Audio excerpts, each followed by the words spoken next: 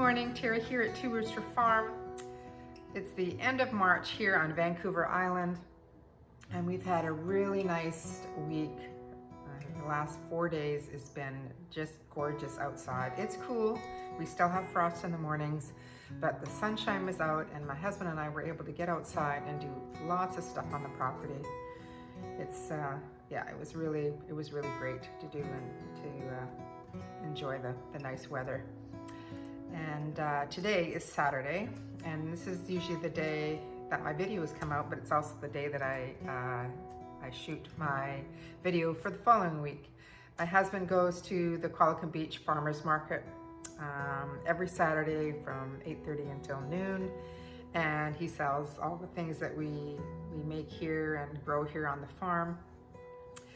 We have lots of eggs and bacon and sausages and all that good stuff. And so when he's gone, the house is quiet, and it gives me an opportunity to shoot without any interruptions and stuff like that. So today I'm going to be making my French onion soup recipe. I've made this recipe for quite a few years. I love French onion soup. That was the thing when you used to go out to the restaurants. That was your appetizer, was lovely French onion soup. And this recipe is just how I remember. It's really good. And we sometimes have it's our home meal is French onion soup, not just the appetizer. But anyways, I'm going to be doing it in my Instapot, which if you don't have an Instapot, no worries.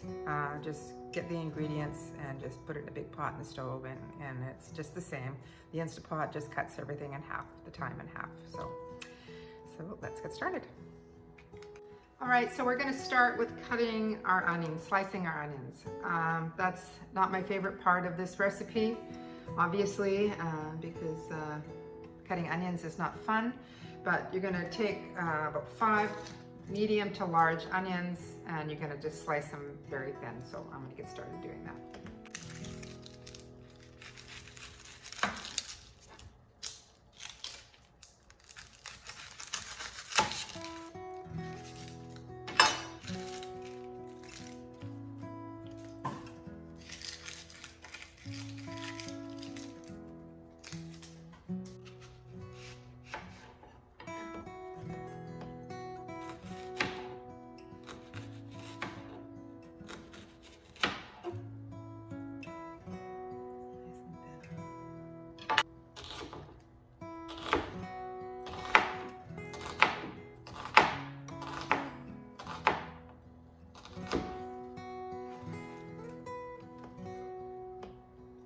That was a lot of onions. Actually, it wasn't too bad. Normally I'm crying like. These are nice sweet onions that I bought. There we go. Lots of onions. All right, so we're going to start by turning on our Instapot. It's plugged in. We're going to change it to the Saute setting.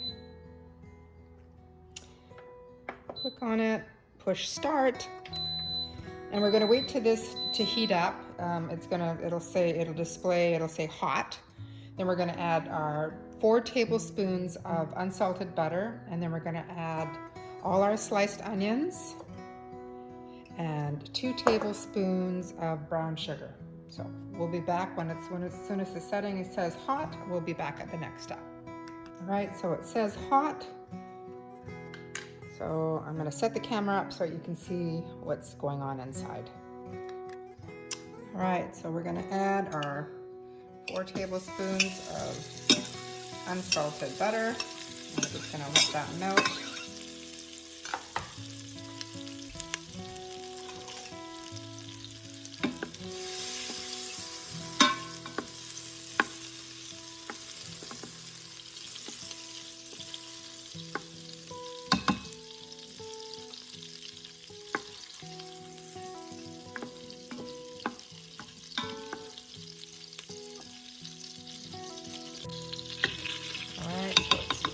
Melted, and we're going to add our onions.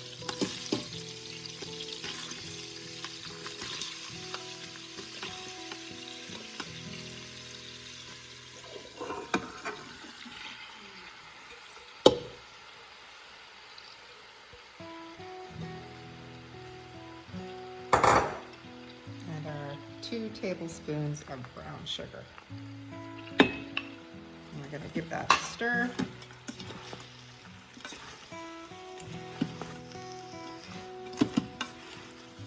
And we're going to let this saute for about 20 minutes.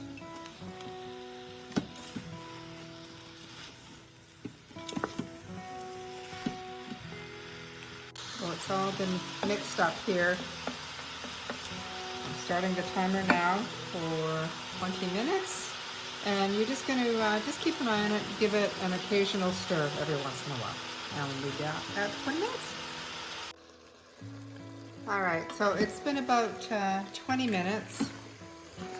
I think I'm going to cook them a little bit longer because they should be like nice and caramelized and golden brown. It's starting to happen, but just not enough for me.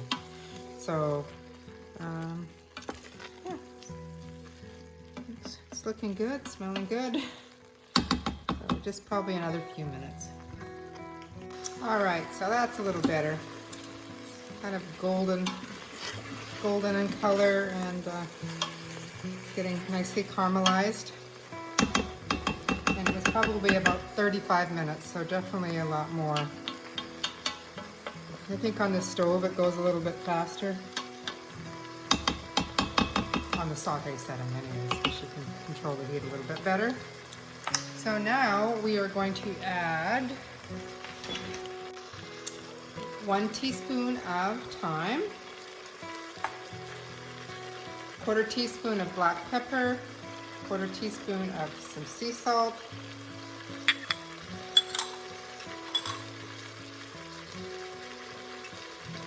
1 cup of red wine,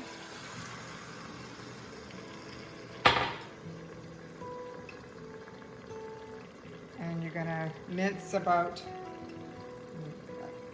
5 cloves of garlic. Like I have a few small ones here, so about 5 garlic cloves minced.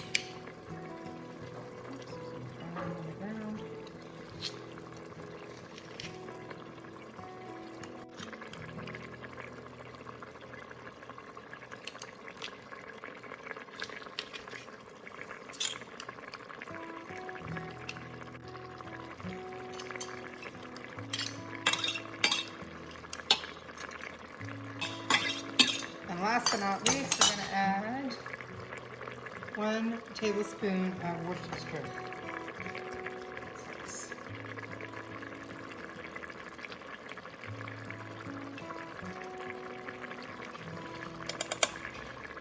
And we're just going to give that a nice stir.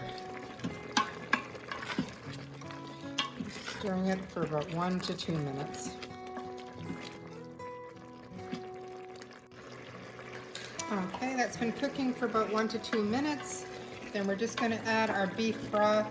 I have it's 8 cups of beef broth. I have 4 cups of our own homemade beef broth, and of course I had to add a little bit more, some Nor beef broth. You got to make sure that you're not going to go past this maximum 2/3 full. So I'm going to see how much I can add here. I think I'm going to be okay. So that was 4 cups. And I'm just going to add another 4 cups here.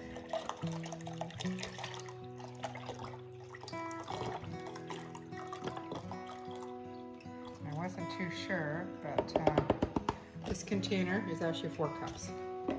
So I'm just going to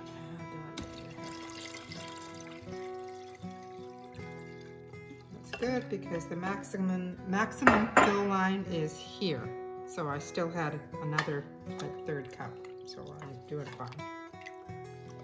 More than a 1/3 cup, a 1/3 of the pot, I meant to say. Okay, now we are going to turn this on to the pressure cooking setting. Okay, so we're going to turn off these. We're going to cancel the saute setting. We're going to put on our lid.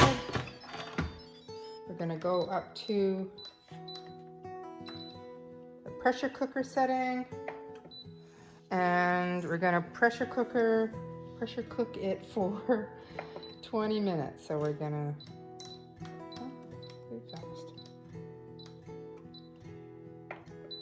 set, start. So it's going to take a while to build up to pressure because there is a lot of liquid in there, so it'll probably take a good 10 minutes or so. We're going to pressure cook it for 20 minutes and then we're going to natural release the pressure 15 minutes. So we're not going to do anything but just let the Instapot do its thing. So basically in about 35 minutes, we're going to be able to actually manually release the pressure in the back. And we'll be back at that next step. So the pressure is up. It's not quite started to do the timer yet. And I was right, it took about 10 minutes. So it still says it's preheating, and it'll probably be about 15 minutes before the timer starts for 20 minutes.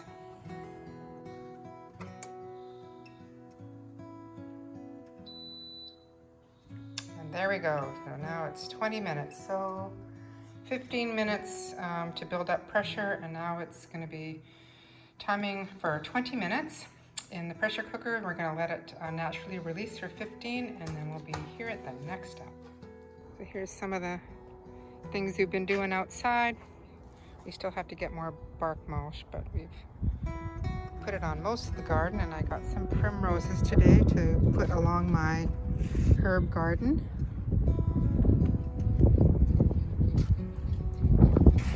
So it looks very nice, and we've power washed everything.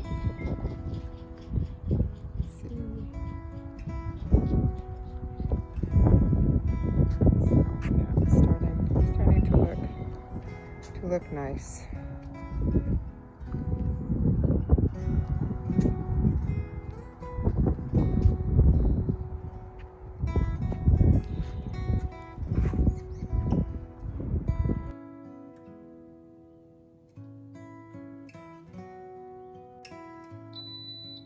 All right, so 20 minutes cooking time is finished, and now we're going to let it naturally release for 15 minutes.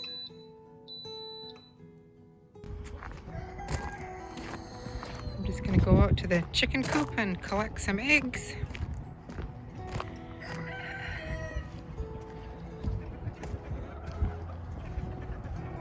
They always come running because they know they're going to get a little bit of chicken food.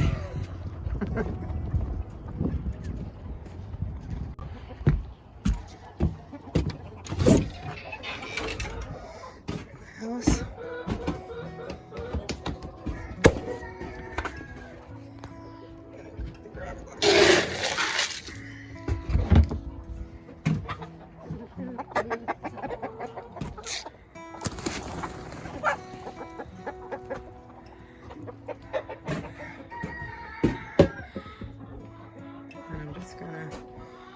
I collected a few eggs this morning, so I'm just going to see.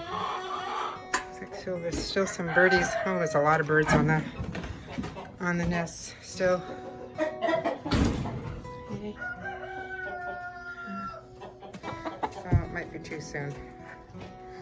We might have to wait till this afternoon.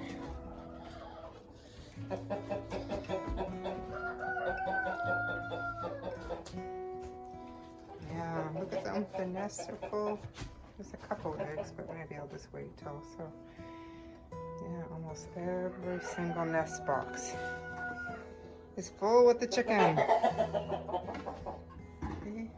What are you guys doing up there? Hiding from the roosters?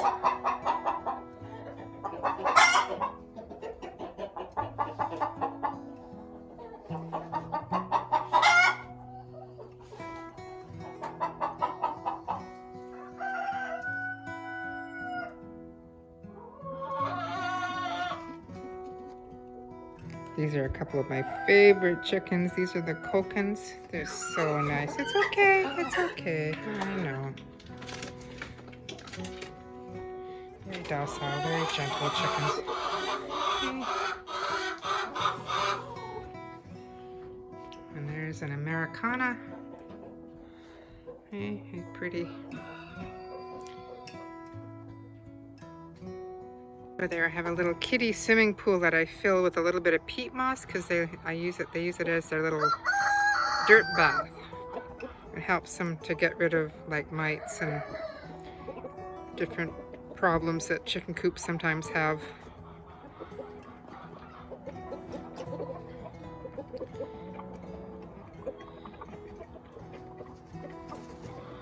I believe that this guy is actually a meat bird that wasn't doing very well. It wasn't growing very fast, and so when we had our meat birds taken in, I felt he deserved to live because he was so tiny, and he seems to do, I think it's a she. She seems to do fine here with the rest of the gang. She got to live out her life with the rest of the chickens.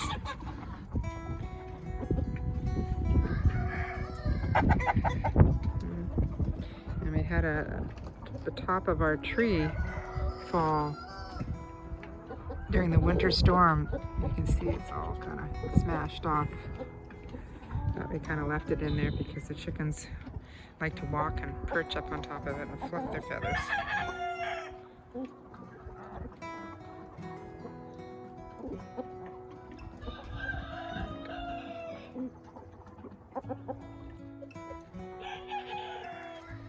And there's old Rube. Hey buddy. Poor old blind. He's blind in one eye. But he seems to do, oh, see, he sort of saw it. Hey buddy. I know.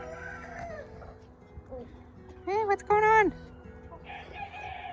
Hey, 11 years old this past Wednesday.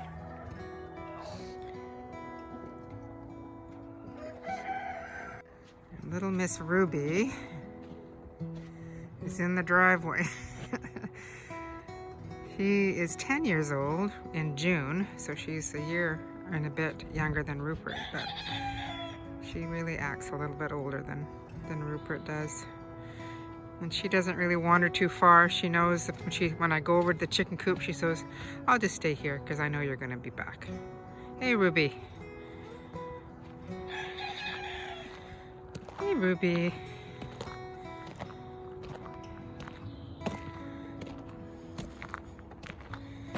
Hey, a tough life. And I really like springtime. It's one of my favorite times of year. And the daffodils. And I love this periwinkle.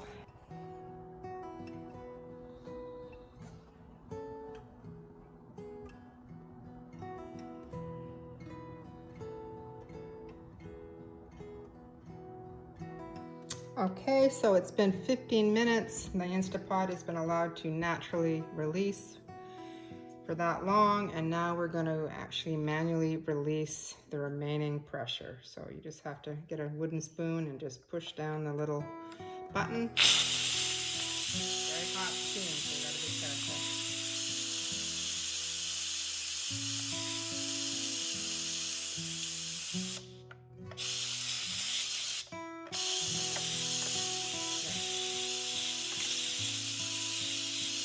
Just a few minutes. So we're just waiting for that little button to drop down.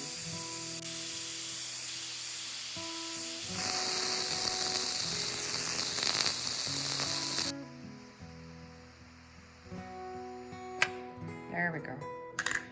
Pressure is released. Now we can safely open it. Make sure you open with this, letting the steam go in front of your face. Look at that.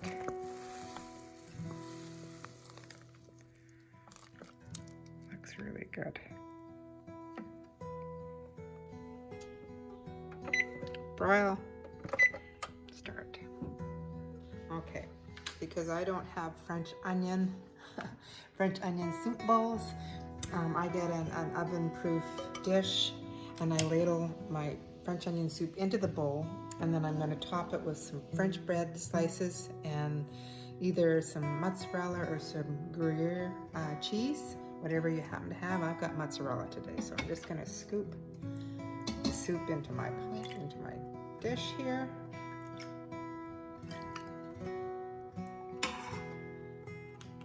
So I still have about half of the Instapot left. I'm going to make probably 2 different batches of this.